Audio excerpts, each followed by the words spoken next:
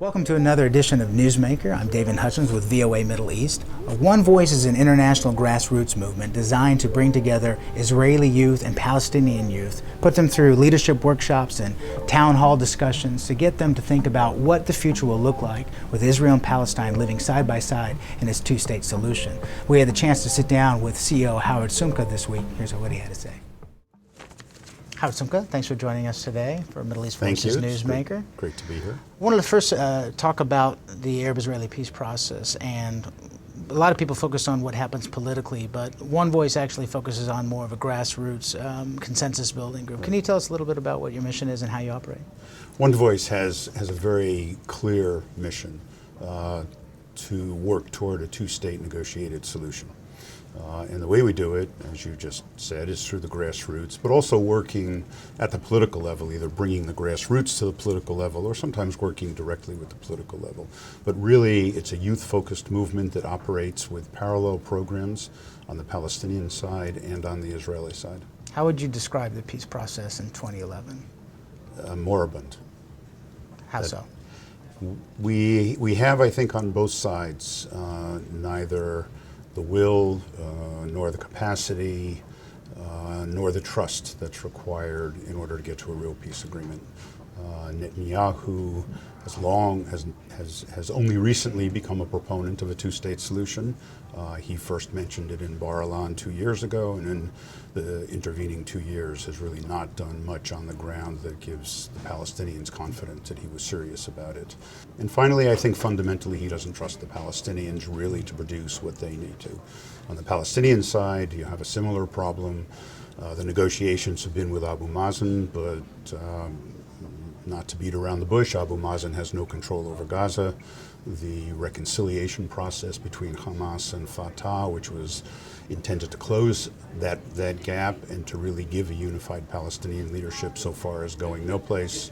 Do you think part of the reason why there's such mistrust is everyone who's negotiating is of a generation where they've lived through all of the successive decades of failed peace negotiations? And how would you contrast that attitude and that skepticism with perhaps the youth that you work with? I mean, are they more hopeful, or are they just as jaded as their elders? The youth that we work with us specifically because they do have hope for peace and because they do see that hope embedded in younger people.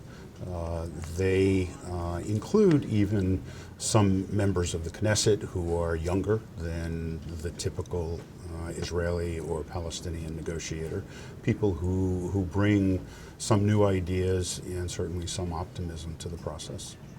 On both sides, Israeli and Palestinian side, it's very easy to name people like Netanyahu or Abu Mazen or people who you kind of know their positions, but these moderate voices of which you speak about, I mean, we probably don't know them as we know some of the other ones. Why don't we know moderate voices on either side? Why aren't they loud? Why do they need amplification? The folks who get the attention are the ones who make the most noise and the ones who are most passionate. Those two usually go together.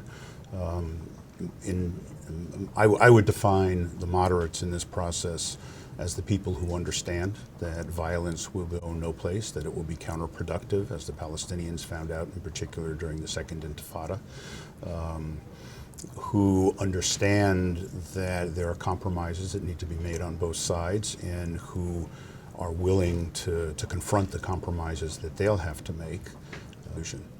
OneVoice has been in operation for about a decade or so. Since it started about 9 years. About 9 years.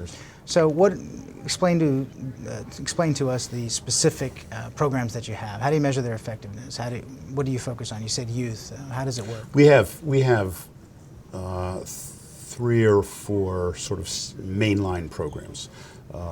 We organize youth chapters either at college and university campuses, that's particularly how we do it in Israel, or on a community base, which is particularly how we do it in Palestine.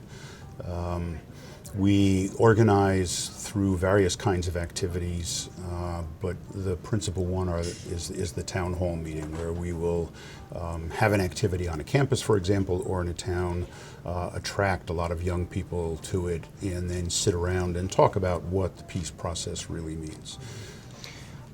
When we're looking at the two-state solution, the elements of it, why making negotiations so difficult, we have, of course, the right to return. We have the fact that returning in 1967 borders. You've worked and administered U.S. aid in the West Bank and Gaza. I've also worked there, and I think a lot of people don't realize that the settlements and the West Bank, if you look on a map, really looks more like a chocolate chip cookie. I mean, it's not like they're on the periphery, they're really throughout.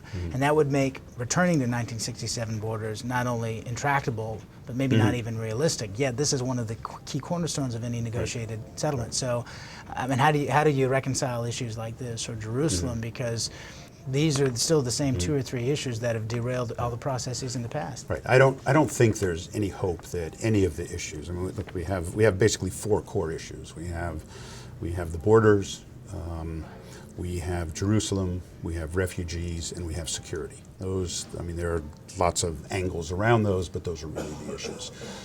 The hope to avoid a train wreck is that there are serious negotiations underway or sufficiently on the horizon that, in fact, the Palestinians wouldn't bring this vote to the UN.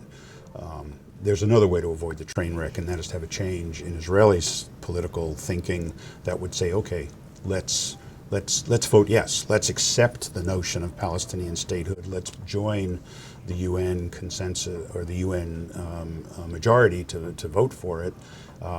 And then, and this is a proposal of member of Knesset Isaac Herzog, to then insist that the day after this yes vote, we actually have negotiations and the Palestinians come back to the table. Final question.